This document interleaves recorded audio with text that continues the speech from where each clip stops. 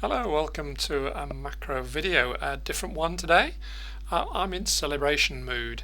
I've been doing macros now for 20 years, and so I'm looking back and looking forwards. So where are we now? Well, we've got over 1200 macro tools available on the website, and they are being used by editors, proofreaders and writers all over the world. I know of over 70 countries where they're being used, which is great. And I did a bit of a sort of estimation, or more of a guesstimation, and we've almost certainly got more than 5,000 macro users. And that's just based on how many YouTube subscribers we've got and what sort of percentage of people I reckon are actually subscribed to YouTube as compared with those who use them but aren't actually subscribed.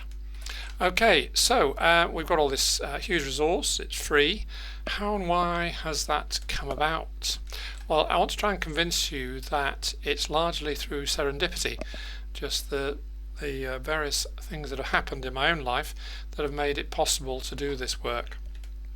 I'm going to look at what happened before I started 20 years ago, and I would describe them as years of computer-based text manipulation.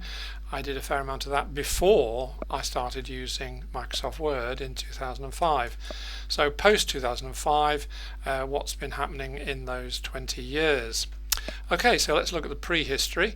So it's basically a quick sketch of me, my life, and I'm aiming it at my new friends in EFA, the Editorial Freelancers Association, which I've just joined this month, and I've had a really great welcome. Thanks very much.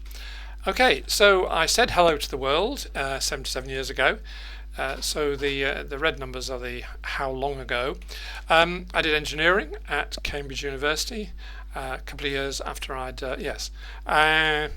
and at that stage any programming was on punch tapes. Don't know if any of you are old enough to remember those.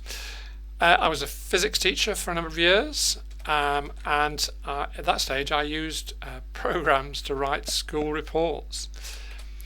I was a further education college lecturer in electronics for a few years, and now we move on to the more significant stages. So a significant event was the release of a new microcomputer by the BBC in the UK in the early 80s, and it had available for it a word processor called WordWise Plus, which actually had a text-based programming language, and that was it's a sort of poor man's Visual Basic, and I really enjoyed that, and I used it to write programs, and I actually sold them for money. I really enjoyed playing with text, and so that was 43 years ago. Then came a new range of computers, the Acorn Archimedes, and they were at that stage the fastest microcomputers in the world. And so I thought, what am I going to do? How can I make the most of this? I know, I'll do a monthly computer magazine. So, and part of the reason for saying that was because I was, at that stage, I owned the revolutionary new Apple Mac Plus with its 1 megabyte of RAM and a 300 dpi laser writer. So I'd be able to produce the magazine, print it out on paper, and get it printed off by the local printer. And that was £5,000 worth. List price £8,000, but I was a member of the Society of Authors at the time, and they gave me Acorn gave me £3,000 discount on my new computer. So I was doing the monthly magazine, and that ran for 20 years. Now, the second significant moment in that time was that the Apple was revolutionary. It had dashes and ligatures and bullets, which weren't things that we were used to on most of our printers in those days. But I wanted to be able to take the text from the Apple and put it across onto the Acorn so that that text could then be made available to the subscribers so they could search through it. And to do that, to convert it from AppleText to Acorn, I used a series of global find and replaces. So I was changing dash to hyphen, ligatures and bullets to asterisks. And I had a list of these find and replaces on a piece of paper. So every month I would go through my piece of paper and do each of them in turn, typing them in. Hang on a minute, surely a computer program could do this. So in 1988, 37 years ago, was born the Fredit principle.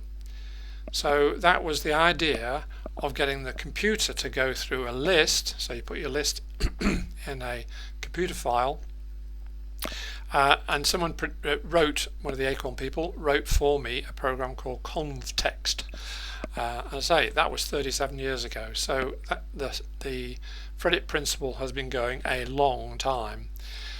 Okay, the third significant moment was that when my computer was dying, the market was disappearing, I was heavily in debt, and so I thought, I can do editing for other people. So 20 years ago, for the first time, I used Microsoft Word. And I discovered it's got a programming language. Great. I can go back to the days 23 years before when I had a programming language on the BBC Micro, so I can write programs. But this programming language is much more capable than the BBC one. Okay, right, so where's the Global Find and Replace tool, I asked. There didn't seem to be one. So I started to learn how to do the programming in VBA, so this is 20 years ago. And I was obviously highly motivated because I wanted to clear my debt. I wanted to be able to edit faster and faster. So I needed the money, and therefore I got a friend. I was only just learning to use VBA, so I got a friend to write a program, and it was called Pre-Edit. So that was a precursor to Fredit, but it was text only. You couldn't do all the formatting and all the other stuff and track changes, etc., etc. You can do on Freddy. Okay, so 20 years on, we've got to the stage where we've got these, as I said earlier, we've got all these macro tools used in lots of countries and lots of subscribers. So over the years, I've tried to do the training for people, but part of the problem is that I know too much, so I don't make a good trainer. I tell people too much, and they get indigestion and don't learn as fast as they could. However, thankfully, about 5 years ago, Jennifer Yankopoulos saw the potential for the macros and started doing training to help people. And we're together, mainly Jennifer doing the training, but I've helped. We've done professional training for professional bodies all over the world, and she's done some work for private organisations as well. And it's the EFA which has led the way in all this. They now have regular macro training through the year. They have a macros A to Z programming course, 6 sessions for that. And also Jennifer does a bit of what I call drip feed training, free drip feed training. She runs a newsletter, monthly newsletter called Macro of the Month. So you just need to Google Macro of the Month and you'll find it. So do get on board and get some more macros. Recently, having joined EFA and made some contacts there, I've discovered that there is a Discord server, which is a sort of social media thing.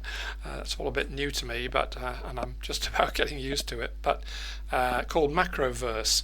And the idea of that is that it provides mutual help to get people started. So if you're watching these videos, you're probably already started, but if you've got friends who aren't, then Macroverse might help them too.